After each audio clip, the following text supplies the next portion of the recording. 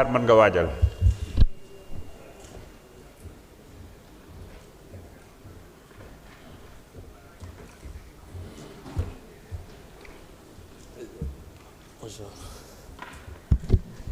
Merci beaucoup. Monsieur le ministre de l'Intérieur, Monsieur le Président, Madame la Secrétaire d'État, Président, vous m'excusez, je devrais commencer par vous. Monsieur le ministre de l'Intérieur, Madame la Secrétaire d'État, Madame, Monsieur le collaborateur des ministres, mes chers collègues. Monsieur le ministre de l'Intérieur, la doctrine du ministre de l'Intérieur varie selon les pays, mais se concentre sur la sécurité intérieure, le maintien de l'ordre et la gestion des crises.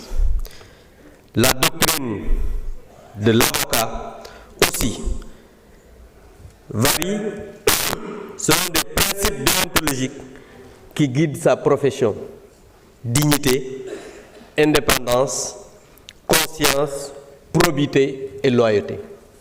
Ces deux dignités, ou bien ces deux doctrines combinées, doivent faire de vous un homme juste, un homme drapé de valeurs républicaines. Monsieur le ministre de l'Intérieur, je vous l'ai dit en commission, vous n'êtes plus l'avocat du Premier ministre. Vous avez 18 millions de clients, c'est-à-dire les Sénégalais.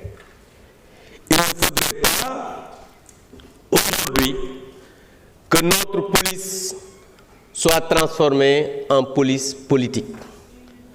On n'aura pas le temps de revenir dans les détails, mais Monsieur le ministre, ce que je voudrais vous dire est qu'il faudrait que la police puisse rester républicaine. Ce qui s'est passé à l'université dernièrement, c'était inacceptable. Ce qui s'est passé dans certains organes de presse avec des journalistes menottés devant leurs collègues, Monsieur le ministre, ce n'était pas normal. Vous avez dit en commission que oui,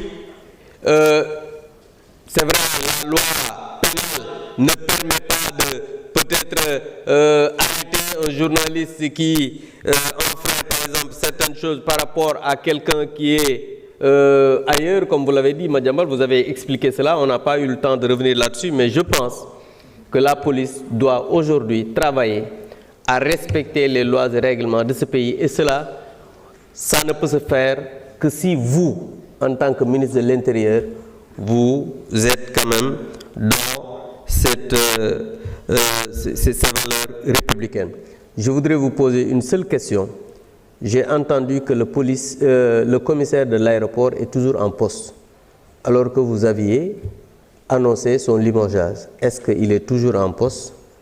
Et s'il est toujours en poste, qu'est-ce qui a motivé cette décision? Je vous remercie, Monsieur le ministre. Merci, honorable. Papa Tahirou Sarr, vous avez la parole.